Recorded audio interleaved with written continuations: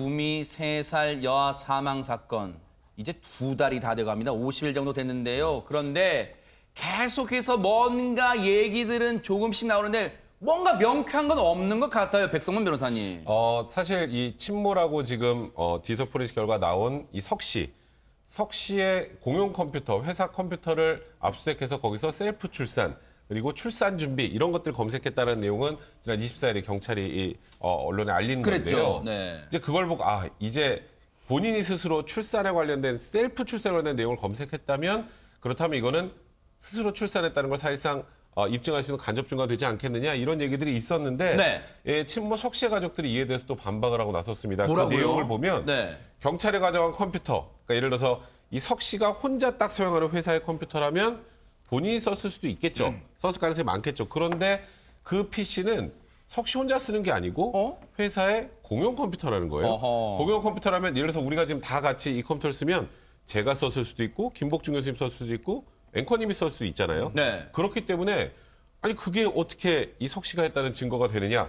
그리고 휴대폰도 작년에 바꿨으니까 휴대폰에서 나온 건 아닌 것 같고 그리고 이 석 씨가 개인적으로 사용한 컴퓨터도 없었으니까 그러면 그게 과연 증거가 되느냐 이런 취지의 반박인 겁니다.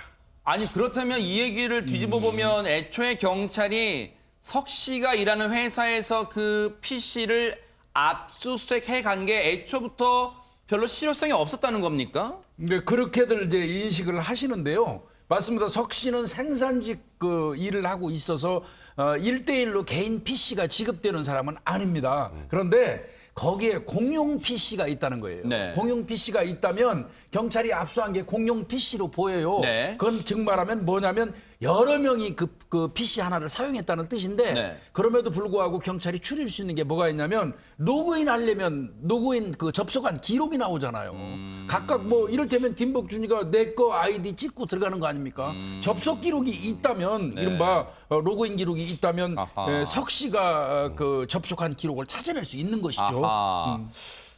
일단 로그인 기록이 필요한 또 PC인지 여부도 따져봐야 될 것 같아요. 왜냐하면 간혹가다 공용 PC는 로그인 없이도 그냥 이 켜놓은 상태에서 아무나 이용할 수 있는 PC가 있기 때문에 일단 또 그 부분도 또 하나의 변수가 되지 않을까 싶은데 일단은 석 씨 출산 시기를 놓고도요. 지금 석 씨의 가족들은 뭔가 또 반박을 하고 있는데 관련 얘기 들어보시고 이 내용 이어가 보도록 하겠습니다. 내가 하루라도 집에 왔으면 내가 의심을 가지. 기분 나게 하는데 무슨 의심을 하면 애를 놓고 하루가 돼요. 하루가 움직일 수 있어요. 경찰들이 하는 말이 병원에서 바꿨다 하다가 병원에서 그때 그 하나밖에 없었다. 이까지 또 뭐한 줄 알아요. 그러면은 그 이전이라 이거라. 그러면 2월달 줬다. 2월달 내가 16일날 2월 16일 찍은 사진이 있어가 보여줬다. 이 애들은 배냐? 그것도 봐도 아니거든. 아니라 이거라. 그러면 언제 애 낳았단 말이야. 이럴 때 낳았다 이거라. 그럼 신생아하고 3개월 된 애하고 차이 얼마나 나겠어요. 신생아는 아니고 눈도 제대로 못 뜨고 하는데 3개월 된 애하고 얼마 차이 나겠어요. 지금 이제 시청자분들과 이제 많은 분들이 보시기에는 또 네티즌 사이에서 그런 얘기 나오고 있습니다. 지금 저렇게까지 완강하게 석 씨의 남편, 석 씨 측이 이렇게 완강하게 반박을 하니까 일각에서는 진짜로 임신과 출산 안 한 거 아니야? 이렇게까지 반박하는데 라고 생각하실지도 모르겠는데 그렇다면 김복준 의원님, 예. 경찰은 석 씨가 출산한 시기를 언제로 지금 추정하고 있는 겁니까? 일단 뭐 경찰에서는 애초에는 그 이 석 씨가 이 딸 김 씨, 22세 김 씨 자기 딸이 출산한 그 아이하고 차이가 한 3개월 정도 갭이 있는 걸로 봤었어요. 네. 근데 이제 최근에는 그 김 씨가 출산하기 한 3, 4일 정도 전에 먼저 아이를 낳고 그 두 신생아를 바꿔치기 한 게 아니냐 이렇게 이제 추정을 하는 건데요. 그 이유인즉슨 이제 그 산부인과라든지 이런 데서 신생아 탯줄이 붙어 있는 상태에서 바꿔치기 해야지 이게 간호사라든지 또 김 씨, 딸 김 씨가 바꿔 바꿔치기 된 사실을 모를 거 아니에요. 네. 이제 그런 식으로 추정을 하는 것 같습니다. 네. 그런 이제 그렇고요. 지금 이제 저 가족을 통해서 남편분이 이제 계속 그 어떤 경찰의 수사, 경찰이 공식적으로 발표하지 않은 것도 언론을 통해서 지금 계속 나가고 있거든요. 뭐 오늘 나왔던 제왕절개 그렇죠. 수술이라든지 네. 이런 것 등등. 그거를 이제 조목조목 반박하는 형태로 또 언론이 이렇게 보도를 하고 있는데요. 이건 고무적이지 않습니다. 아하. 그렇게 하려면 그 이전에 DNA의 과학적 증거, 네. DNA를 지금 나온 DNA를 부정을 해버리면요. 친자 관계라든지 지금 현대 과학을 전체 다 부인하는 결과가 돼버려요. 아하. 그래서 그러면 과학적 근거 DNA 관련된 얘기도 한 번 정도는 남편 되시는 분이 그 의견을 좀 밝혀주셨으면 좋겠다는 생각이 들고요. 네. 뭐 궁극적으로는 경찰이 어찌됐건 어떤 형태로건 증거를 찾아야 되겠죠. 네. 예. 지금 경찰이 약간 곤혹스러운 게 지금 석 씨의 남편이요. 완강하게 얘기를 하면서 앞서 얘기 들으셨죠? 인터뷰 내용 들으셨죠? 애초에 석 씨의 큰딸, 즉 애초에 산모로 잘못 알려진 22살 그 큰딸이 낳은 아이, 그리고 이 석 씨가 낳은 아이, 경찰이 주장에 의하면 석 달 차이가 나는데 신생아와 3개월 된 아이치를 바꿔치기 하는데 그걸 모르겠느냐? 석 달 된 아이하고 신생아하고 구별이 그게 어렵겠느냐? 지금 그 얘기를 하면서 말이 되느냐? 경찰이 출산 시기 추정하는 것 자체가 말이 안 된다고 지금 완강하게 반박을 하고 있는 겁니다. 그런데 앞서 유전자 검사 얘기 잠깐 하셨는데 국가수의 유전자 검사 말고도 대검찰청에서 유전자 검사 검식에 또 들어갔잖아요. 안진용 기자님.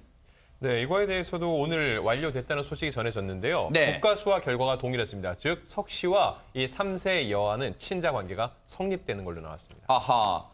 친자 관계가 대검찰청 유전자 감식에서도 역시 친자 관계가 맞는 것으로 나왔단 말이에요. 그러면 이런 가운데 어제가 굉장히 의미가 있는 날이었다는데 대체 이건 무슨 얘기입니까? 김유진 아나운서. 어제였죠. 3월 30일이요. 숨진 3세 여아 보람이의 세 번째 생일이었습니다. 인터넷에서는 누리꾼들의 추모 물결이 이어졌는데요. 미역국이나 케이크를 넣고 생일상 차려 놓으신 분들도 있었고요.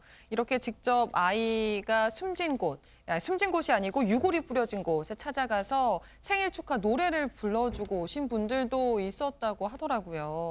하지만 알고 보면요, 이 보람이라는 이름이나 3월 30일이 생일이다 이런 얘기가요, 이 숨진 아이의 것이 아닙니다. 이 애초에 엄마라고 알려졌던 김 씨 있잖아요. 20대 김 씨가 낳은 사라진 아이의 생일이고 사라진 아이의 이름인 거거든요. 근데 그렇게 따져봤을 때 숨진 아이는 이 자기의 진짜 이름이나 생일도 모르고 가져보지도 못하고 세상을 떠난 것이 되기 때문에 네. 참 마음이 아프고 안타까운 그런 상황입니다. 하하. 지금 이 일부 언론에서는 이제 이름을 보람이라고 밝혔어요. 사실 그래서 밝히는 게 뭐 이 도의적으로 맞냐 뭐 그런 논란도 있었습니다만 어쨌든 보람아 생일 축하하면서요. 많은 분들이 너무너무 안타까워하면서 생일 주인공은 없지만 생일을 축하하면서 뭔가 가슴 아파하고 있습니다. 관련 영상 보시고 이어가 보도록 하겠습니다.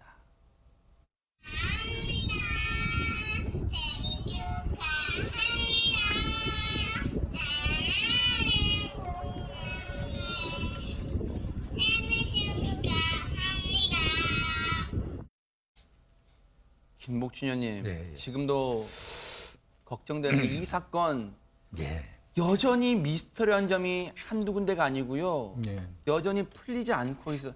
좀 있으면 재판 가겠지만 재판이 시작되겠지만 여전히 풀리지 않는 퍼즐들이 너무 많아요. 그러다 보니까 걱정되는 게 지금 저분들의 바람처럼 애초에 지금 아이는 숨진 아이 그리고 한 명의 아이 사라진 아이가 있잖아요. 이 사라진 아이를 어디에 있는지 지금 너무너무 안타깝습니다. 그러니까 사라진 아이의 생일상을 지금 차린 거거든요. 그러니까요. 그 정말로 그 사라진 아이가 생일상을 어디에선가 진짜로 받고 있었으면 좋겠다는 게 우리 국민들의 어떤 의견이시겠죠. 바람이고요. 네. 그리고 좀 아까 우리 김유진 아나운서께서 말씀하신 것처럼 사망해서 미라 상태로 발견된 아이는 이름조차도 없는 상태에서 지금 그 사망한 거거든요. 그러니까요. 그래서 이제 모든 게 안타까운데 이 사건이 참 꼬일 정도가 됐어요. 애초부터 상상하지도 못한 일이 툭 튀어나와 버린 거고요. 네. 그 결과에서. 그리고 3년 전 일이다 보니까 휴대폰이라든지 뭐 기타 등등에서 증거로 차용할 수 있는 게 거의 사라진 상태란 말이죠. 네. 그럼에도 불구하고 뭐 노력을 멈추지 않는다면 어떤 결과는 나오지 않겠느냐 생각됩니다. 네. 어쨌든 이 사건은요. 도저히 용서할 수 없는 사건이에요. 재판 과정도 뉴스파이터가 눈 부릅뜨고 바짝 따라붙어 보도록 하겠습니다.